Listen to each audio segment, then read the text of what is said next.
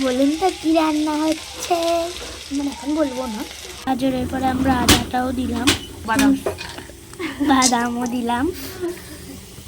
একটু বাদাম দেওয়ার পরে আমরা কিন্তু এখানে কালো সর্ষেও দিয়ে দিচ্ছি। আমরা 2 চামচ দিলাম। তারপরে কারি পাতাও দিয়ে দিলাম একটু, যাতে গন্ধটা মানে স্মেলটা একটু সুন্দর আসে।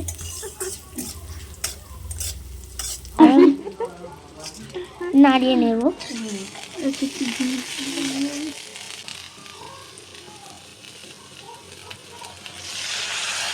একটু জলও দিয়ে দিলাম কিন্তু।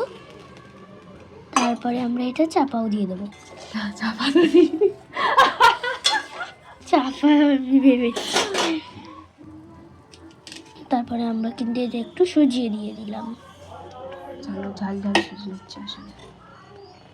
সুজিটা দেওয়ার পরে কিন্তু তাড়াতাড়ি নাড়তে হবে, নাহলে ডেলা পাকিয়ে যাবে।